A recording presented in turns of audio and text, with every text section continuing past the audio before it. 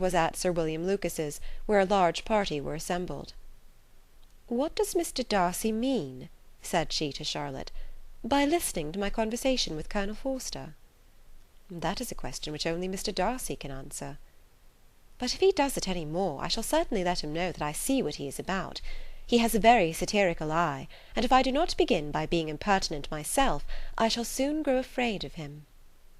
On his approaching them soon afterwards, though without seeming to have any intention of speaking, Miss Lucas defied her friend to mention such a subject to him, which immediately provoking Elizabeth to do it, she turned to him and said, "Did you not think, Mr Darcy, that I expressed myself uncommonly well just now, when I was teasing Colonel Forster to give us all a ball at Meryton?" "With great energy. But it is always a subject which makes a lady energetic." "You are severe on us."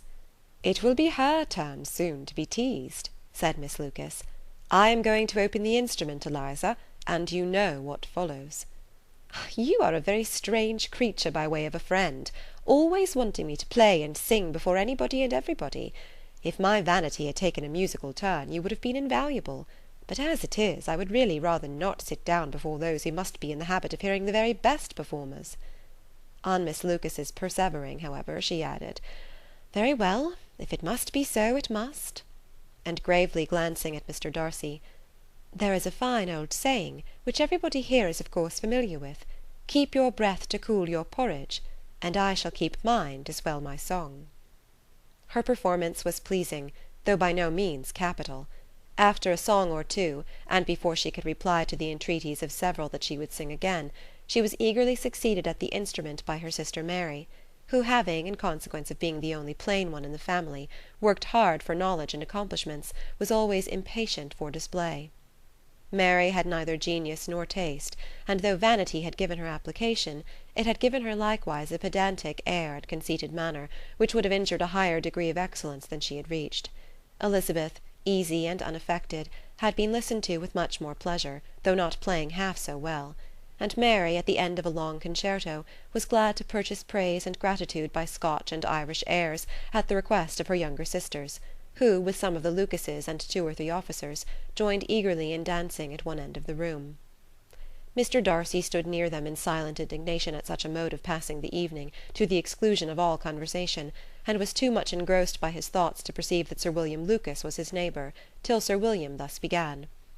"What a charming amusement for young people this is, Mr Darcy! There is nothing like dancing, after all. I consider it as one of the first refinements of polished society." "Certainly, sir. And it has the advantage also of being in vogue among the less polished societies of the world. Every savage can dance." Sir William only smiled. "Your friend performs delightfully," he continued after a pause, on seeing Bingley join the group, "and I doubt not that you are an adept in the science yourself, Mr Darcy." "You saw me dance at Meryton, I believe, sir?" "Yes, indeed, and received no inconsiderable pleasure from the sight. Do you often dance at St James's?" "Never, sir." "Do you not think it would be a proper compliment to the place?" "It is a compliment which I never pay to any place if I can avoid it." "You have a house in town, I conclude?"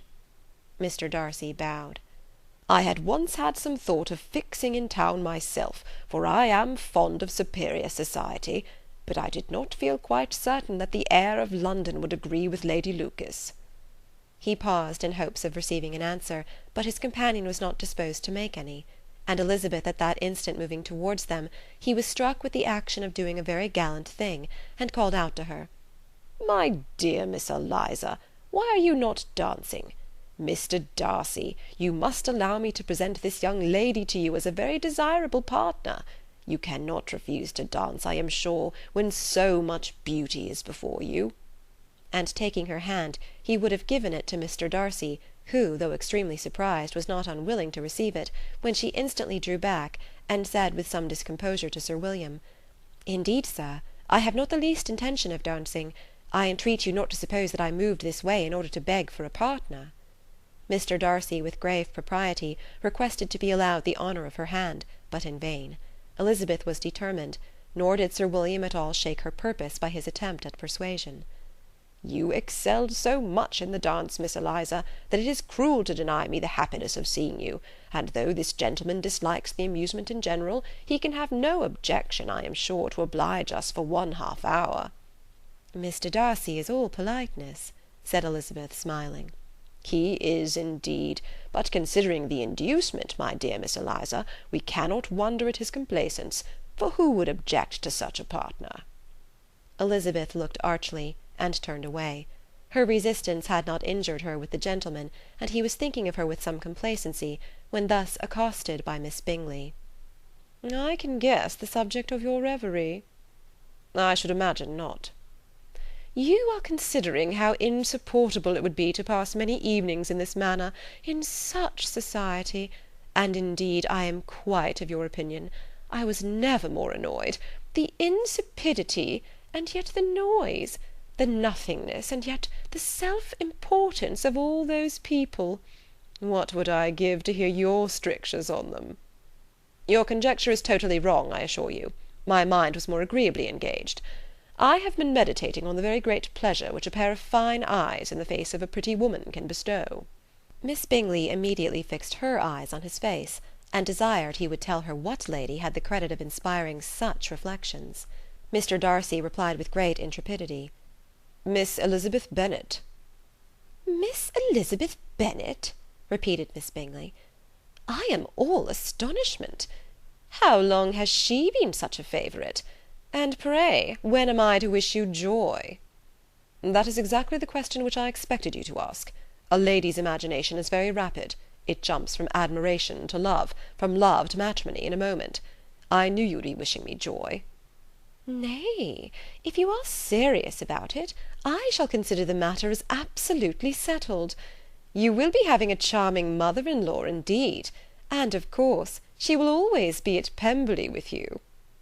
He listened to her with perfect indifference, while she chose to entertain herself in this manner, and as his composure convinced her that all was safe, her wit flowed along.